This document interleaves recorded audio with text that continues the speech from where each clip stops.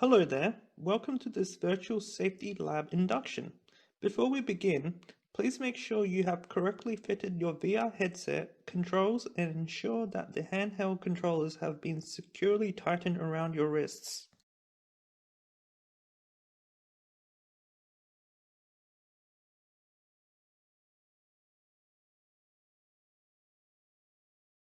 Once ready, please move towards the entrance door using the VR controller teleport function. In order to teleport, please press and hold the B button with your right hand controller. Then point your controller in the direction you want to move. Then once you have selected the area, let go of the B button. You should have successfully teleported to the desired area on the map. Currently, you are standing outside of room 4.53. If you look to the left of the door, there are three signs indicating that no unauthorized persons are allowed inside and you must wear enclosed footwear. Eating and drinking are strictly prohibited inside the lab to prevent any damages to the equipment. Only authorized individuals are allowed access to the lab. In order to obtain access, you will need to complete this induction. For the purpose of this induction, you'll be allowed access to the lab with this program's virtual ID card. The door has been opened for you. Please enter the lab. Welcome to lab room 5.3. In front of you, there are several workstations used for video imaging processing and generating computer graphics. To the left, you can see three vision capture booths with green and blue screens. If you look to the right of these workstations, you will notice a fire extinguisher. Currently, this is the only fire extinguisher in the room, and the other one is located just outside the lab down to the left. Just above the fire extinguisher, there is located the main light switches for the lab. The lights turn automatically on when you enter the lab. These switches control sections of lights in the room, which allow you to turn them on or off. While working inside the lab, it's expected that the lights always remain on. If you look down at the floor, it should be clear of any rubbish or fluids to ensure the safety of yourself and others. Students are expected to clean up after themselves and maintain the cleanliness of the lab. It is also expected to keep the walkways clear of obstructions.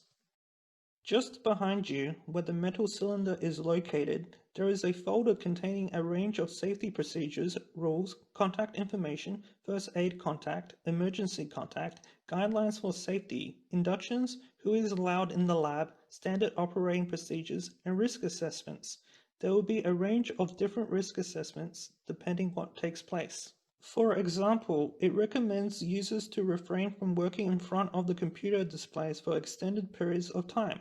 Therefore, make sure to take regular breaks. This folder is always located here. Please make sure the folder stays here. If the folder goes missing, it is recommended that you contact either the lab supervisor or concierge.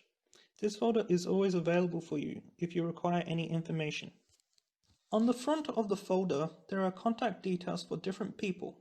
Craig Dawson, the technical contact, Craig Peacock, secondary contact, Brett Wilkinson, lab supervisor. If there are any equipment or computing faults, please contact the following people using these details as mentioned. Any emergencies regarding first aid should be directed towards Brett Wilkinson. Please now head over to the main phone located just across the shelf where the computer is.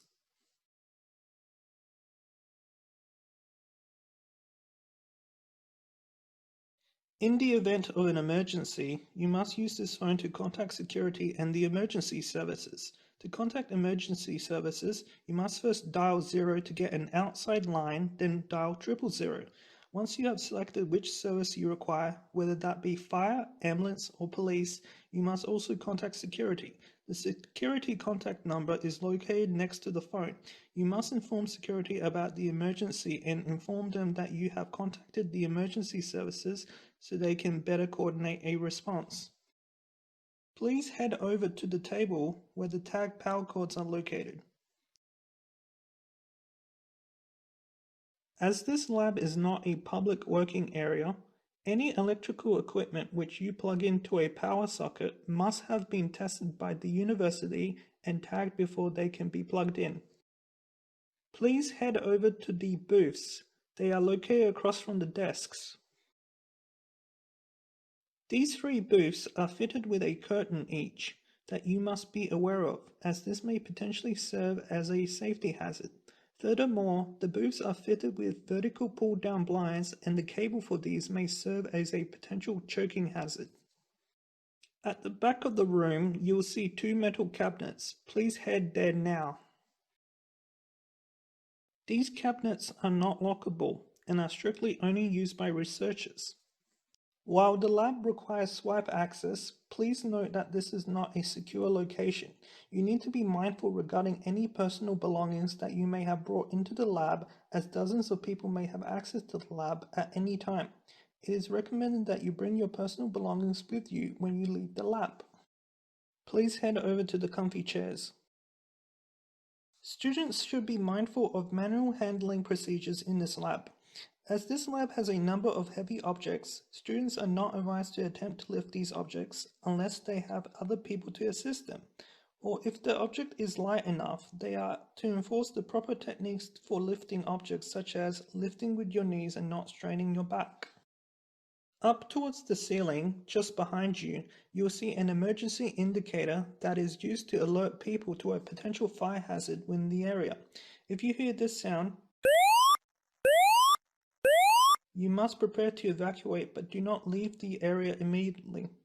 You'll be advised by fire wardens on what the best measure is, which may not include evacuating the area. If you hear this sound,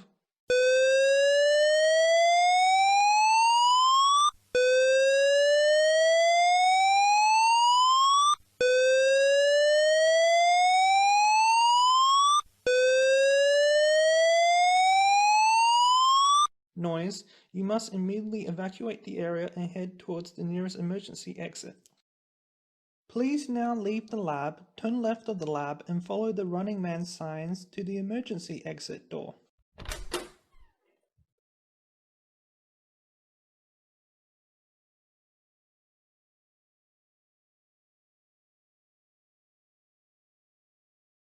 You have now reached the emergency exit doors. Behind these doors are a set of stairs which lead you outside of the building. Once you have exited the building, you'll be required to assemble at the car park. If you turn slightly to the left, you'll see a first aid kit on the wall. You are free to use these medical supplies in case of an emergency. However, you must notify the concierge or college office if you have used it. There is also another first aid kit located at the elevators on the other side of the floor. Please return to the lab to complete this safety induction.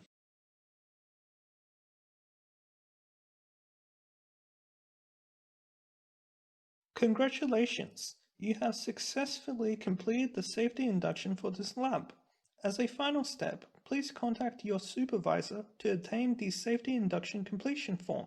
Please make sure to fill it out, then sign it, and then return it back to your supervisor.